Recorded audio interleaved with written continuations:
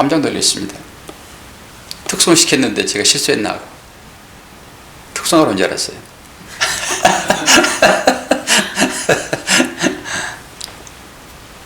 반가워요. 매월 첫째 주일에는 꼭 나오세요. 성찬식이 베풀어지니까. 제가 교회 설립하고 첫 번째 세례 베푼 자매거든요. 늘 가슴에 남아있어요. 첫 번째는 늘 세례 성찬식이 있으니까, 성찬식은 세례 받은 자만 조건적으로 주어지는 것이니까 기왕이 나오려고 그러면은 첫째 주일. 저는 여러분 뭐 자녀들 다 사랑스럽고 다 기쁘고 눈에 넣어도 아프지 않을 그런 자녀이겠지만, 저는 노래하는 자녀들이 있다고 하는 것이 늘 기쁨이에요. 노래하는 자녀들. 한 사람은 전문가로 뛰고 있고 한 사람은 전공만 하고 그냥 안 하고 있지만, 늘 필요할 때 노래할 수 있다는 것은 참 기쁜 것입니다. 이게 이제 아빠의 그 달란트를 받은 게 아니라 엄마의 달란트를 받았고, 엄마가 일찍부터 피아노를 끝까지 시켰던 것이 아마 동인이 되지 않았겠는가 싶습니다. 남들은 어떻게 볼지 몰라도 저에게는 노래하는 자녀들이 있다는 것이 늘 사실 기쁨이 있어요. 자, 오늘 말씀의 제목은 꺾어지지 아니한 뼈. 사실 십자가 설교는 많이 무겁습니다. 그러나 성경 전체가 십자가를 향하여 달려가잖아요. 그래서 십자가와 부활을 빼버리게 되면 기독교는 힘이 없습니다.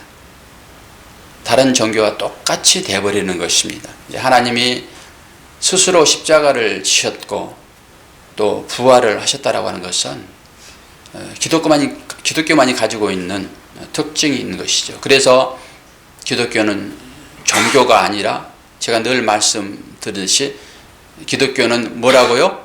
합창을 해주셔야 되는데, 기독교는 종교가 아니라 기독교는 생명이다. 그렇습니다.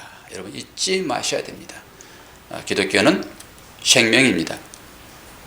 십자가 설교를 하면서 많이 저에게도 이제 이런 부분에 부담이 있지요.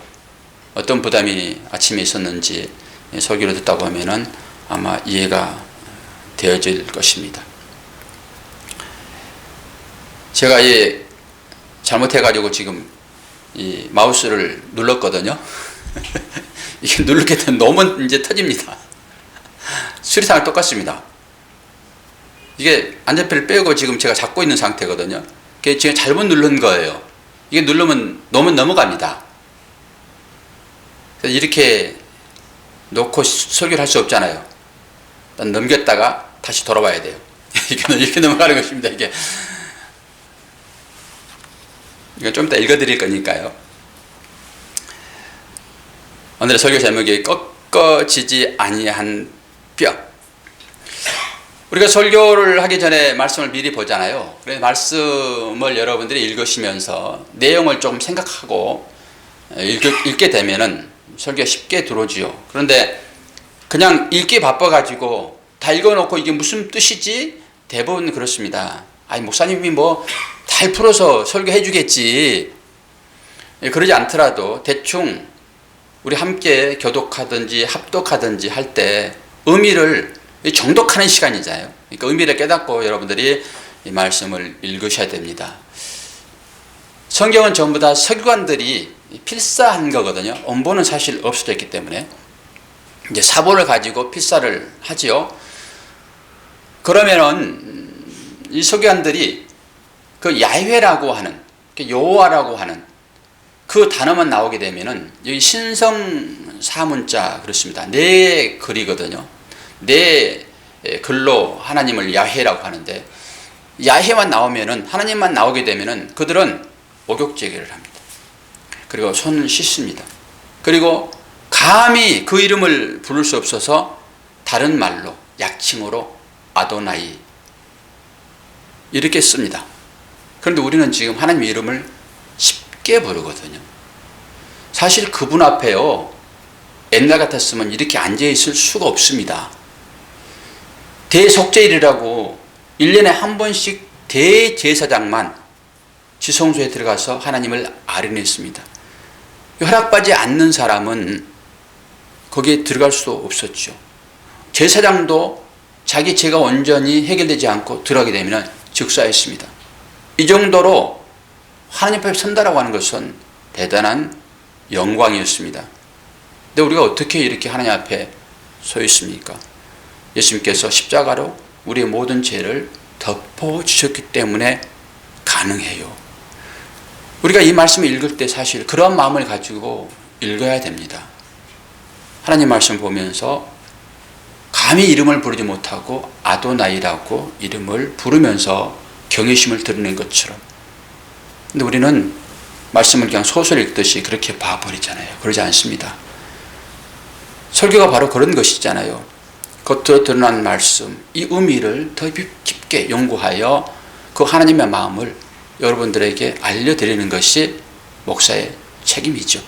스스로 읽고 스스로 해석하여 하나님을 보게 되면 굳이 설교를 들을 필요는 없지요.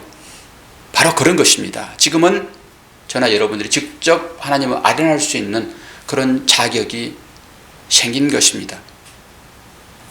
여러분들이 성경을 바로 읽으면서 바로 해석이 되어진다 하게 되면 집에서 충분히 깊은 묵상에 들어갈 수 있습니다. 그러나 공부하지 않고는 이게 가능하지 않기 때문에 여러분들이 이 시간에 1시간 정도 설교 듣거든요. 여러분은 설교가 너무 은혜스러워 가지고 한 20분 지난 것 같지요? 그러지 않습니까? 그런데 여러분 1시간 지나고 있습니다. 제가 편집을 해보게 되면은 대부분 다 57분, 58분 이렇게 떨어져요. 근데 여러분들은 이거 벌써 끝났나? 이러시잖아요. 뭐가 통해야지 그런 얘기도 좀 하지. 구설을 들어도 표정도 안 변하고 이게 피리를 보러도 춤을 추지 않는 우리는 이제 그 말 다 알지요. 어떤 말인지. 피리를 보러도 고걸하지 않는 이런 시대에 우리가 살고 있습니다. 목사가 좀 분위기를 맞추기 위하여 설교 전에 그런 얘기 하게 되면은 좀 억지로 좀 웃는 척이라도 좀 해야지. 딱 한 분 반응했어. 한 분. 여기 노란 분. 노란 옷 입고 계신 분. 이쪽하고 대표로. 제가 이렇게 해놓고요. 다시 설교 들어갈 때는 앞에 부분 다 편집합니다. 그러니까 목사님이 혹시 뭐 저렇게 이상한 소리 해가지고 다른 사람 들을 때 이상할까 그렇지만 그러지 않아요. 때로는 좀 리얼하게 그대로 그냥 편집 안 하고 갈 수도 있고요. 분위기를 좀 푸시라고 하는 거예요. 십자가 설교 뒤에서는 이제 또 갑갑하고 자기를 내려놔야 되고 하는 부분이 있으니까 들어갈 때는 여러분들 마음을 좀 풀고 이렇게 들어가시라 이런 것이죠. 꺾어지지 아니한 뼈, 왜 이런 얘기들을 주제로 달았겠는가? 뭐 성경이 나와 있으니까 저도 그렇게 제목을 달 수밖에 없지요. 오늘 말씀을 보니까 예수님께서 죽으신 다음에 유대인들이 빌라도에 찾아가 가지고 어떤 얘기를 하지요? 예수님의 다리를 꺾어 그리고 그 시체를 치워달라고 요구를 하고 있습니다.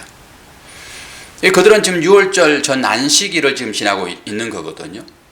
근데 그 안식일 날, 그 걸어간 날이잖아요. 근데 그 걸어간 날에 십자가에 시체가 걸려 이렇게 되는 것을 봐보십시오. 그 말이 됩니까? 그러니까 그걸 빨리 치워달라는 거예요. 우리 밥맛 떨어져 이런 것입니다. 그들은 지금 6월절 음식을 먹어야 되거든요. 음식, 잔치 자리인 것입니다. 그런데 그 예수님을 상징하는 6월절인데 그 6월절 음식을 먹으려고 그 6월절의 주인이 달려있는데 그거 치워달라고 지금 그러는 것입니다. 오늘 설교만 여러분 잘 듣게 되면요. 큰 은혜가 아마 이 말이라고 생각이 되어집니다. 그리고 우리들의 신앙 상태가 어떻게 지금 변질되어 있는 것인지도 아마 확인을 하게 될 것입니다.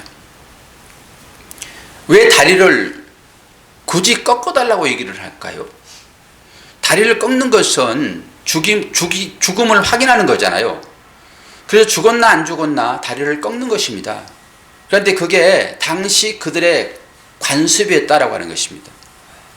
그래서 시체를 죽여놓고 다리를 꺾는 것입니다.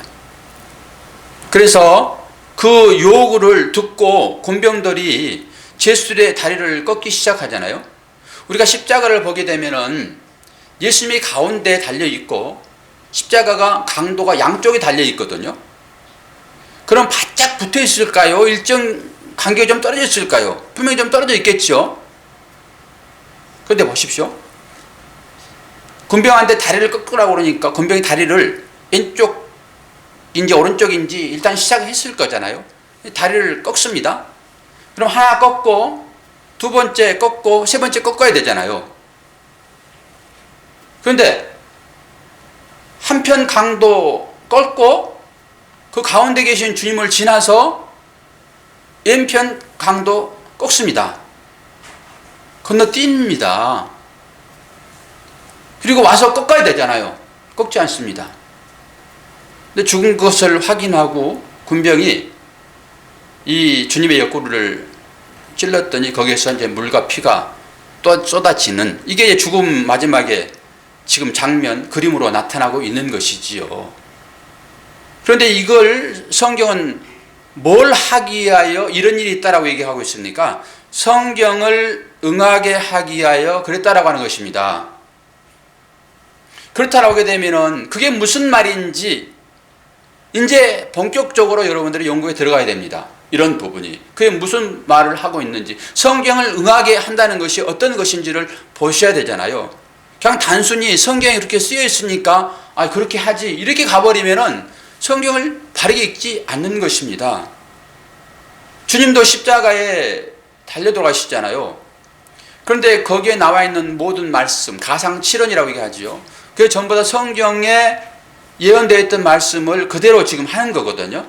근데 주님이 달려서 이렇게 이제 돌아가시다가 옛날에 성경이 이렇게 써 있는데 라고 갑자기 생각나가지고 아이고 목말라 이랬을까요? 그러지 않았다라고 하는 것입니다. 모든 이 일들이 전부 다 성경에 기록된 대로 진행되어지는데 이 하는 사람들은 모른다라고 하는 것입니다. 요한복음 19장 36절 37절 뭐라고 지금 쓰여있다고 기록하고 있습니까? 이 일이 일어난 것은 그 뼈가 하나도 꺾이지 아니하리라 한 성경을 응하게 하려 함이라. 그리고 또 한 사건이 이제 있게 되잖아요. 또 다른 성경에 그들이 찌른 자를 보리라 하였느니라. 이 다른 성경 또한 성경이라고 한 이것을 우리는 구약이라고 봅니까? 신약이라고 봅니까? 구약입니다. 구약. 그러니까 어떤 구약에 한 성경을 응하게 하는 것이 뼈를 꺾지 않는 것이고, 또 다른 성경, 그럼 구약 다른 부분이겠죠. 거기에 찌른 자를 버리라 하였느니라 한 부분이 있어요. 그러니까 두 부분을 취합하여 지금 사도 요한은 이 글을 쓰고 있다라고 하는 것이죠. 하나님께서 성경을 응하게 하기 위하여 예수님의 뼈를 꺾이지 않게 하셨고 옆구리를 찔리게 하셨다라고 하는 얘기가 되는 것이죠. 그러면은 하나님께서 그렇게 하셨는데 그 메시지가 뭔지, 그리고 어디에 이 말씀이 기록이 되어 있는지 여러분 꼭 보셔야 됩니다. 뭐 다른 성경, 한 성경 이렇게 되면 구약을 말하고 있는 거니까 구약에 가셔가지고 여러분 꼭 확인하는 습관을 들이셔야 됩니다. 그래야지만 이 말씀이 짝이 되어서 서로 간에 해석을 해주는 것이죠. 그 말씀이 어디에 있을까요? 시편 34편에 있습니다. 19절에서 20절. 자막에 띄어 있으니까 굳이 찾지 않아도 시편 34편 19절에서 20절. 의인은 고난이 많으나 여호와께서 그의 모든 고난에서 건지시는도다. 그의 모든 뼈를 보호하시며 그 중에서 하나도 꺾이지 아니하도다. 이 말씀대로 예수님의 뼈는 꺾이지 않았습니다. 왜 뼈가 꺾이지 않았다고 합니까? 예수님의 의인됨입니다. 이런 부분들을 조금 유심히 살펴보아야 되겠죠. 이 뼈가 꺾이지 않았다라고 하는 것은 예수님께서 의인이기 때문에 그렇다라고 하는 거예요.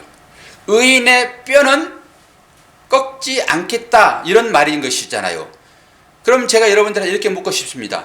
여러분은 죄인입니까? 의인입니까? 이제 하도 혼동이 와가지고 이제 대답을 못해요. 의인이 맞습니까? 예. 죄인 없습니까, 혹시? 죄인은 없습니까? 다 의인입니까? 다 의인이라 해도 맞고요. 다 죄인이라고도 해도 맞습니다. 이 정리를 여러분들이 이제 해 놓으셔야 되는 것이죠. 그러니까 우리는 100% 죄인이면서 100% 의인입니다. 참 묘하죠, 그런 부분들이. 100% 죄인인, 100% 의인, 그러셔야 되는 거예요. 네, 우리는 의인으로 이제 하나님께서 여겨주심의 은혜인 거예요. 그게 여겨주심의 은혜. 우리의 행위로 봐가지고는 어떻게 우리가 의인이라고 당당하게 말할 수 있어요. 바로 나가면 죄 짓는데. 의인은 죄를 지을 수 없잖아요. 의인은 의만 나오는 것이죠. 성경에도 로마서 나오잖아요. 의인은 없나니 하나도 없도다. 기록되었으되예요. 그것도 기록되었으되. 시편에 보게 되면은 선한 행위를 한 사람이 한 사람도 없다 얘기를 하고 있거든요. 그러니까 우리는 전부 다 죄만 나옵니다. 그럼에도 불구하고 의인이라고 주님께서 우리 말씀해 주시는 거예요. 이걸 전가의 은혜라고 얘기해요. 전가의 은혜. 여겨주심의 은혜. 로마서 나와 있지 않습니까? 지난번에 다 봤잖아요. 그런 부분. 전가의 은혜. 4장 11절이었나요? 100% 의인이면서 100% 죄인입니다. 그럼 100% 의인이라고 했을 때 하나님께서 우리를 지키시겠다라고 하는 거거든요, 이게.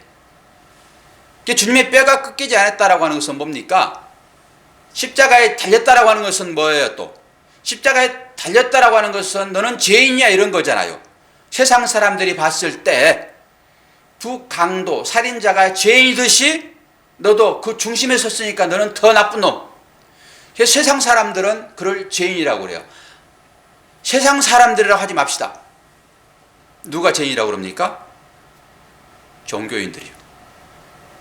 제사장, 바리새인, 서기관, 이 사람들입니다. 그 사람들은 전부 다 하나님을 신실하게 믿었던 사람입니다. 그 사람들이 예수님을 죄인이라고 지금 얘기를 하고 있는 거거든요. 그러면 상대적으로 자기들은 의인이라고 하는 것입니다. 그러니까 나는 의인이야 라고 하게 되면 그 죄인입니다. 그게. 그래서 우리가 쉽게 스스로 죄인이란 말을 못하는 것입니다. 그런데 어떨 때 우리가 죄인이라고 생각하냐? 너 죄인이지만 내가 너 이제 죄 묻지 않을게. 이랬을 때 우리는 의인입니다. 그러니까 의인이란 말은 사실 당당하게는 쉽게 나오지 않는 그런 표현이에요. 그렇지만 우리 의인입니다. 제사장들이나 바리새인들이나 서기관들, 그 종교인들, 하나님을 열심히 믿었던, 구원을 확신했던 그 사람들이 예수님을 당신은 죄인이야? 이게 십자가입니다, 여러분. 근데 성경은 지금 뭐라고 얘기하고 있죠? 그 죄인들을 뼈를 꺾잖아요. 뼈를 보호하지 않는 것입니다, 죄인은. 근데 성경에 보니까 의인은 뼈를 보호한다고 그랬잖아요. 그러니까 주님이 지금 뼈가 꺾이지 않았다라고 하는 건 뭡니까? 그분은 의인이었다라고 하는 거예요. 이걸 여러분들이 볼 수 있어야 됩니다. 성경을 통해 가지고. 그 얘기를 지금 하고 있는 거예요. 뼈를 꺾지 않는 이유는 바로 그런 것입니다.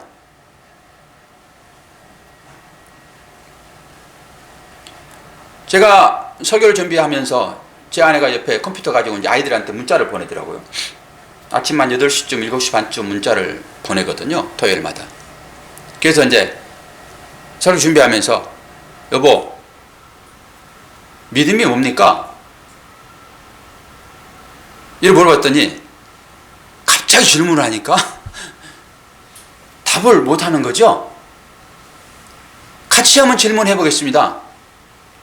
겁먹지 마시고 대답 안 해도 상관없어요. 여기 30년 다니신 분들이 대답하셔야 되니까.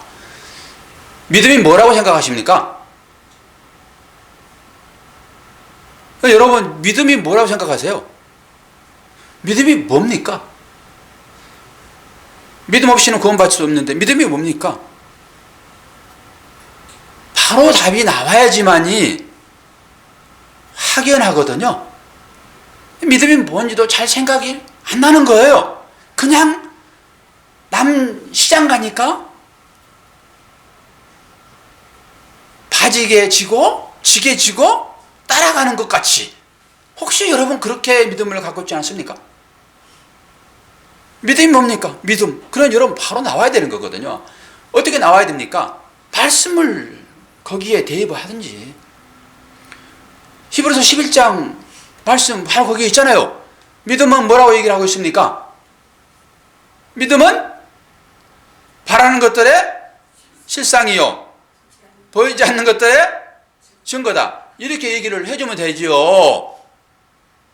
그 말도 못해요. 그러면 이렇게 물어보죠. 그 말이 뭔 말이죠? 그때 가서 이제 막히는 것입니다. 이제 그래서 성경 공부 여러분 하셔야 되는 거예요. 그래서 믿음이 뭔가 내 말로 정리를 하셔야 돼요. 내 말로. 믿음은 뭐라고요? 제가 적어놓은 대로 읽어드릴 테니까 영상을 보시면서 딱 외우세요. 이런 부분들은. 그리고 자기 말로 다시 만드세요.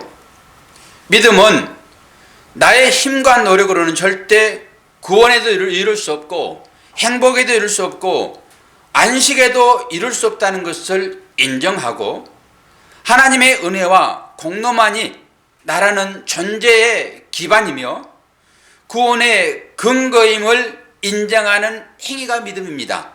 좀 길지요. 여러분들이 요약하여 정리하세요. 이게 뭘 얘기하는 것 같아요 지금. 나의 노력으로는 구원에 이룰 수 없다. 이걸 고백하는 게 믿음이다. 이런 것입니다. 그러면 죄는 뭐예요? 죄는 뭐 다양하게 말할 수 있어요. 죄는 당연히 그걸 믿지 않는 거겠지요. 나의 힘으로 구원받을 수 있다라고 하는 하나님을 의지하지 않는 행위, 이게 당연히 죄인 것이지요. 그래서 제가 죄의 정의를 어떻게 내려놨습니까? 자리 이탈 이렇게 정의 내렸잖아요. 자리 이탈. 제가 죄를 언제 처음에 들어와요? 에덴 동산에서 아담이 제일 처음 죄를 갖게 되잖아요. 그건 자기 자리를 이탈하는 거예요. 그래서 자리 이탈이라는 거예요. 아시겠습니까? 자리 이탈, 내 자리를 떠나는 것. 그러니까 아담은 아담의 자리에 있어야 되는 거예요. 근데 아담이 자기 자리를 떠나서 어디 자리를 좀 넘본 거예요? 하나님의 자리를 넘봤잖아요. 심판자가 되겠다. 왜 내가 당신한테 계속 판결을 받아야 돼? 이런 거잖아요. 우리도 그 심판자가 지금 다 되어 있습니다. 어떻게 해요? 우리 다 심판하잖아요. 내 자식 함부로 심판하잖아요. 내 잣대로 전부 심판하잖아요. 이게 아담의 속성입니다. 그대로 가지고 있어요. 그리고 내 아내 쉽게 심판하잖아요. 그리고 내 남편 쉽게 판단하잖아요. 이게 이제 증거입니다. 우리의 자리에 있지 않다고 하는 증거예요, 이게. 그래서 각자 자리에 있는 것이 믿음이에요. 그 자리를 전부 가야 되는 것입니다. 그 자리는 어디냐? 그래서 이제 성경을 통해 가지고 어딘지를 여러분 스스로 좀 잘 보셔야 되지 않겠습니까? 죄라고 하는 것은 자리를 이탈한 것이다 라고 하는 것입니다. 그런데 이 죄라고 하는 것이 성경에 말하는 그런 죄와 세상에서 말하는 죄와는 사뭇 달라요. 우리가 생각하는 일반적인 그건 죄 아닙니다. 성경이 말하는 죄. 성경이 말하는 구원하고 관계없는, 즉 구원에서 멀어져 버리는, 그게 죄입니다. 죄는 뭐요? 하마르티아, 즉 관역에서 벗어났다 이런 거잖아요. 관역을 향하여 날아가야 할 화살이 그 관역을 향하여 똑바로 날아가지 않고 엉뚱한 것으로 날아가 버리는, 이걸 죄라고 한다니까요. 그 자리로 들어가야 되는 거잖아요. 그 세상적으로 정의되어지는 그것과는 달라요. 그러니까 세상에서 잘못한 것, 이런 도덕적인, 윤리적인 어떤 그런 행위를 보고 너 계속 그러다가는 구원받지 못해? 이러면 안 되는 것입니다. 당연히 그런 부분도 우리가 잘 지켜야 될 필요가 있지요. 이 사회의 규범 가운데 우리가 살고 있으니까. 근데 그걸 함으로 인해 가지고 너 그러다가 탈락될 수 있어? 이렇게 말할 수 없다라고 하는 것입니다. 성경은 지금 그런 얘기를 하고 있지 않다라고 하는 것이죠. 자, 그러면은 우리가 다리를 하나님께서 꺾지 않았다라고 하는 것 충분히 이해가 되셨지요? 이 설교를 하면서 다른 예를 한번 제가 들고 들어와 보는데요. 성령이 하시는 일이 뭐예요? 성령이 하시는 일. 성령이 하시는 일은 죄와 의와 심판을 심판하게 해요. 책망하게 해요. 오셨거든요. 성령이 오시는 이유가 바로 그것입니다. 죄와 의와 심판을 책망하게 오셨거든요. 그거 제가 설명을 다 해드렸어요. 바로 그런 거예요. 그러면 의라 하면, 죄라 하면은, 심판이라 하면은 이라고 성경이 또 거기다 설명을 하고 있잖아요. 그랬을 때 의라고 하면 이 말은 뭐예요? 하나님, 주님이 하늘나라로 올라가신 것이라고 얘기하고 있거든요. 그럼 여러분들이 그 설교를, 성경을 봤을 때는 이게 무슨 말이야 도대체 이렇게 생각하는 거거든요. 그럼 의인 이런 것이잖아요. 그러니까 의인만 천국에 갈 수 있다 이런 것입니다.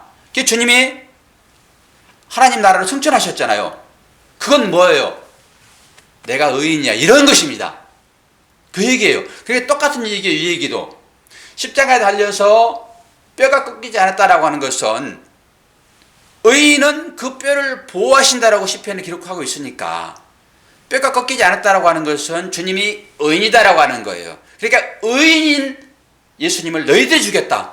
그러면서 상대적인 유대주의자들, 바리새인들, 제사장들 그들은 의롭다라고 얘기하거든요.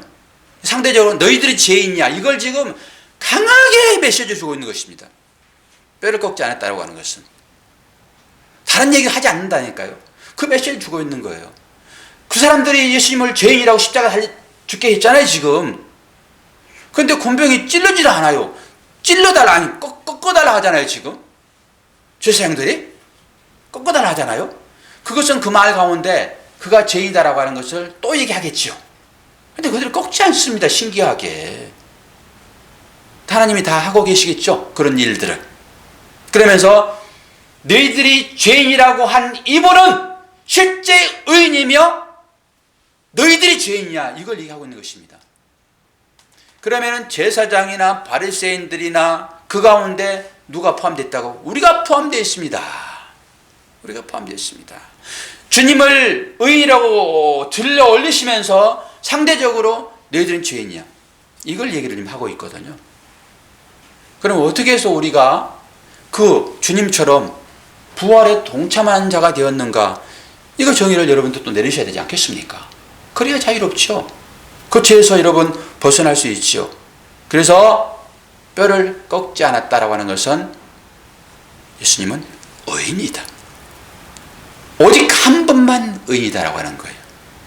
모든 사람은 죄인이잖아요. 모든 사람은. 오직 주님만 의인이다. 주님까지 거기 꺾였으면요.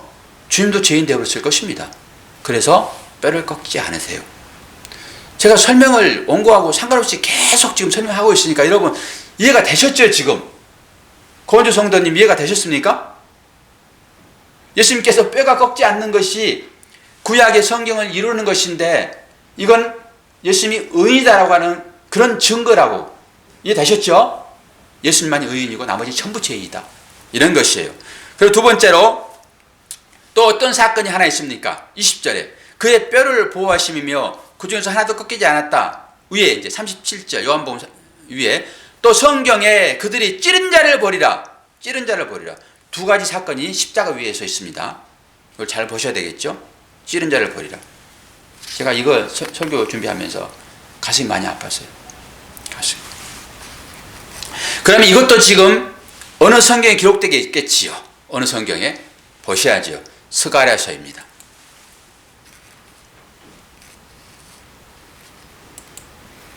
스가랴서 12장 10절.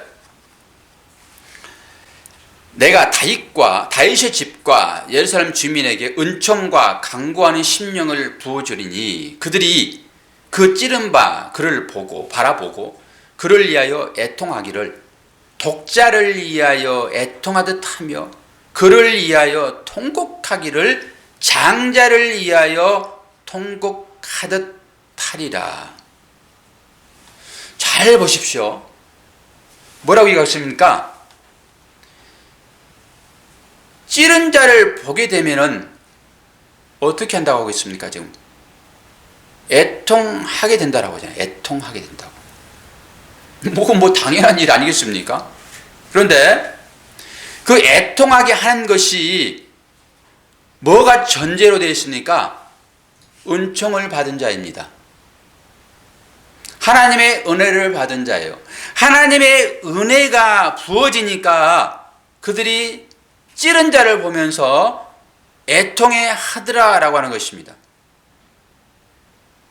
아니, 은혜가 부어지는데 어떻게 찌른 자를 보면서 애통할까요? 쉽게 이해가 여러분 되지 않잖아요. 그래서 계속 성경을 10번 이상씩 여러분들이 똑같은 부분을 읽으셔야 됩니다. 그리고 전체적인 문맥을 파악을 하셔야 돼요. 이게 어떤 말인지. 그래서 목사가 당연히 필요하겠죠. 이게 뭐예요, 지금?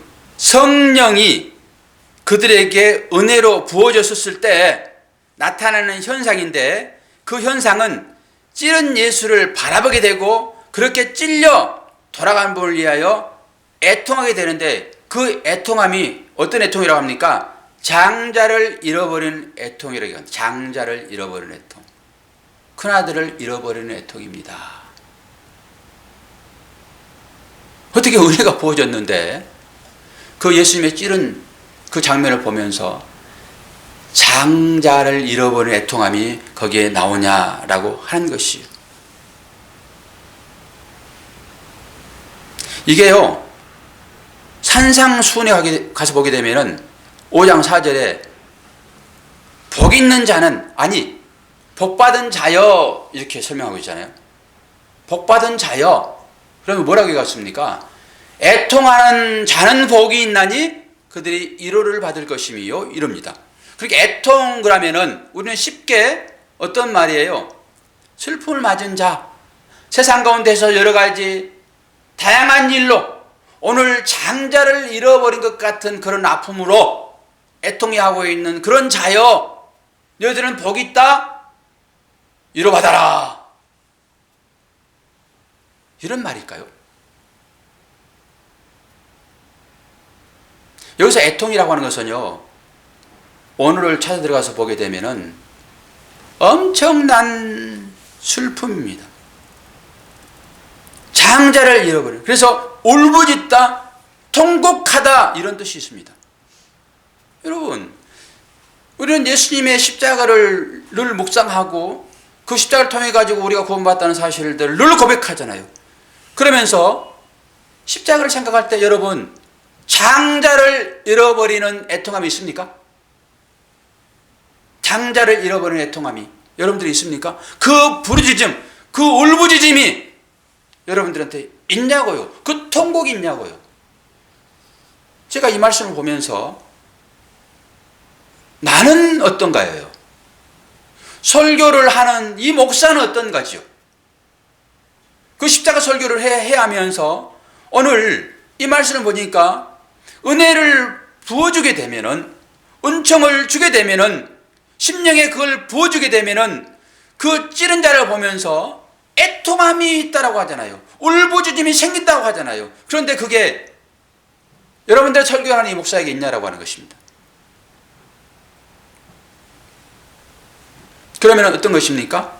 나에게 그 은총이 부어지지 않았나예요.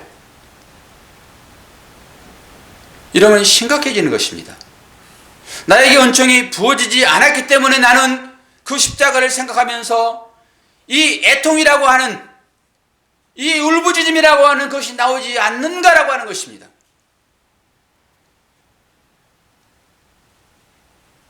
그러면 설교할 자격이 없죠 이제. 은총도 안 부어지는, 당연히 울부짖음이 없으니까, 애통함이 없으니까 십자가를 보면서 장자가 죽는 그 마음, 그 애통함이 당연히 찌른 자를 볼 때, 그 찌른 자는 뭡니까? 내가 찌른 그 예수를 볼 때입니다. 이 자각이에요. 내가 예수를 찔렀구나. 그 2000년 전 돌아가신 그 예수님이 십자가에 달려 돌아가신 것은 내 죄 때문이므로 내가 찔른 것이로구나 라고 하는 애통함이 우리 가운데 있냐라고 하는 것입니다. 이 은총이 부어지는 자만 그 애통함이 나타나는데, 그 애통함이 저한테는 실제적으로 지금 없다라고 하는 것입니다.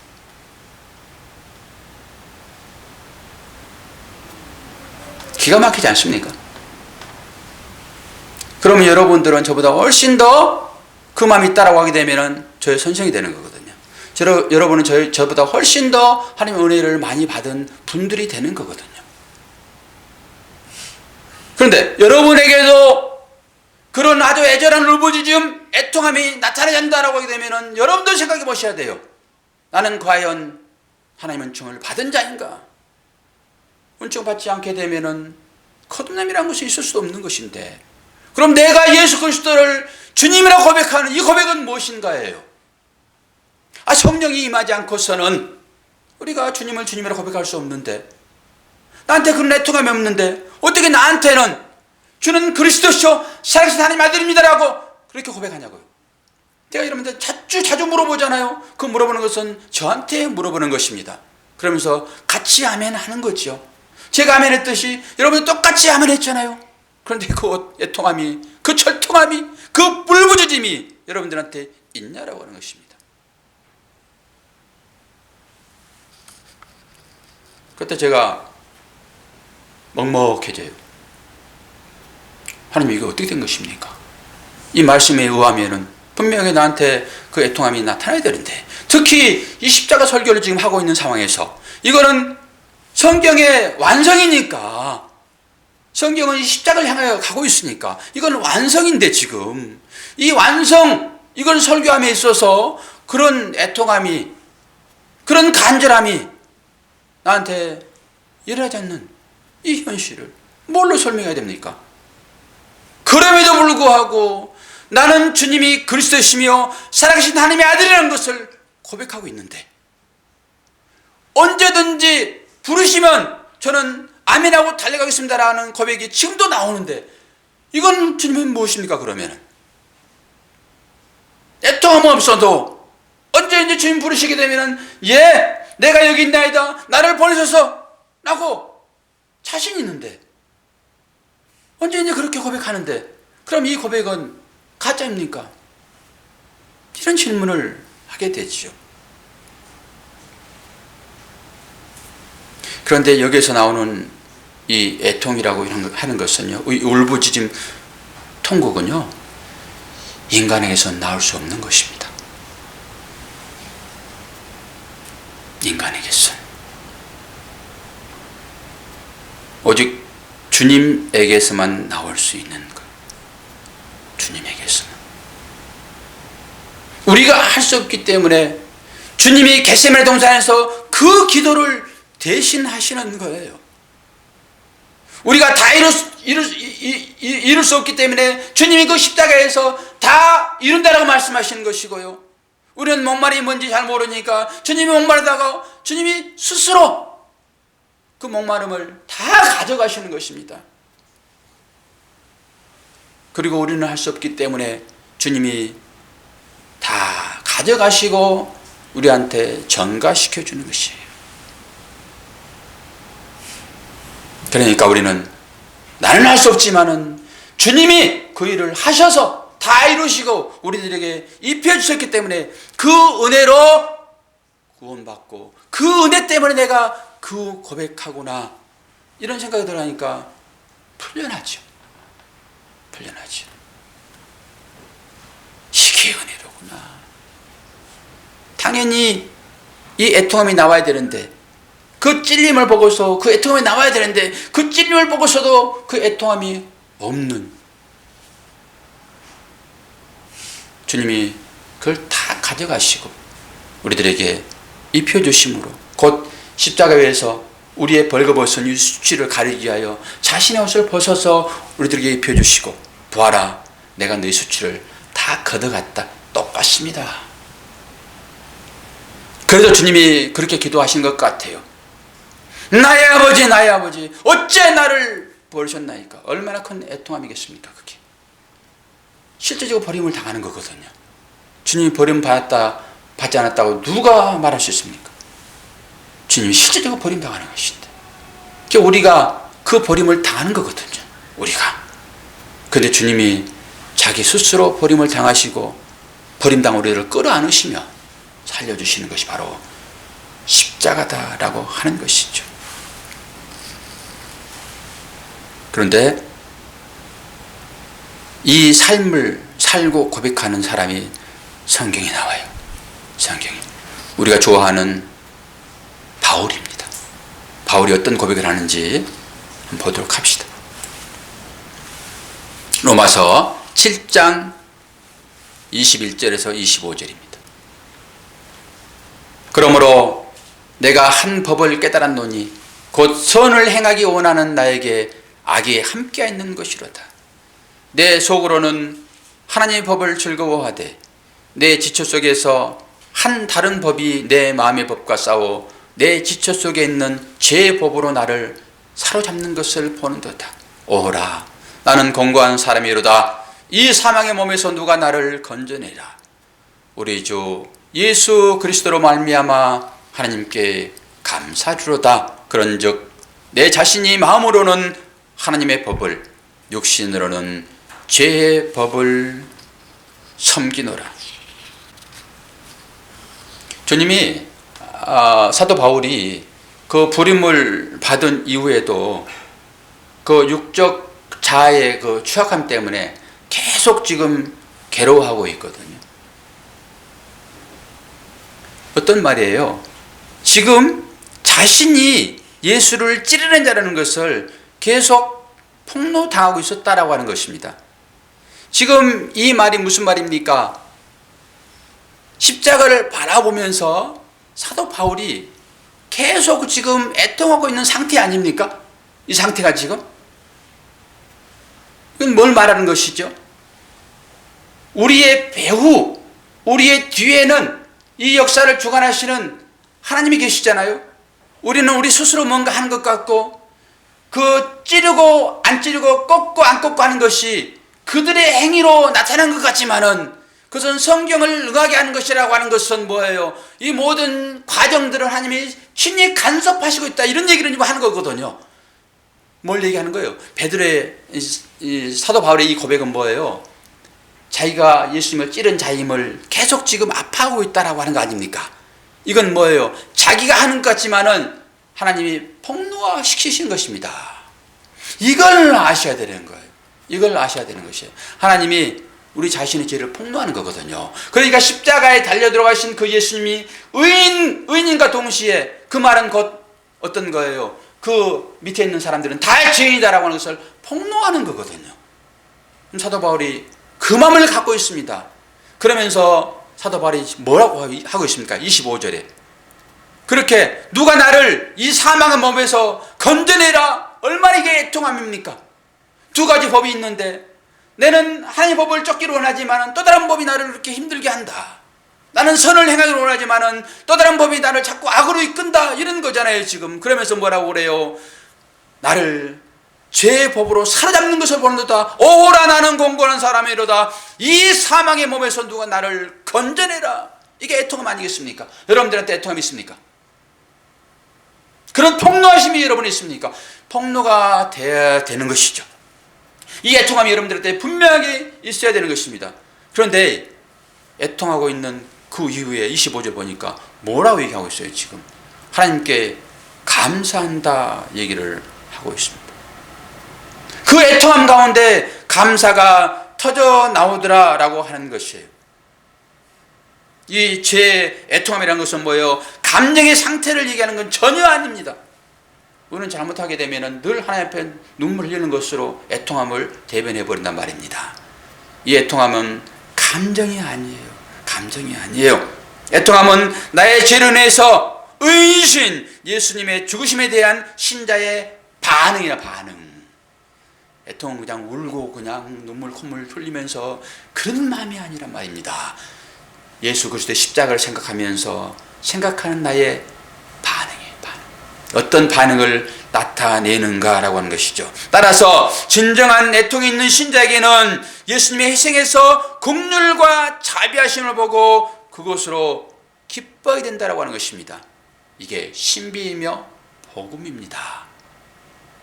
예수님이 십자가를 보면서 내가 찔렀구나. 내가 그 예수 그리스도를 십자가에 못 박았구나. 나는 죽일 놈이야 라고 하는 그 과정 중에서 이것이 뭐 때문인가? 나를 살려내기 위한 주님의 일이지. 하나님께서 나의 죄를 대신 사하기 위하여 주님을 십자가에 달려 돌아가셨구나 하는 사실을 알게 되면 그 가운데서 나에게 기쁨이 일어난다고 하는 것입니다. 이 말 여러분 이해하시겠습니까? 그 애통과 그 울부짖음 가운데서 십자가를 봤다라고 하는 것입니다. 이 십자가 의미가 뭔지 깨달았다라고 하는 거예요. 그 애통 가운데서. 그러니까 당연히 기쁨이 찾아오죠. 그러니까 당연히 감사를 할 수밖에 없죠.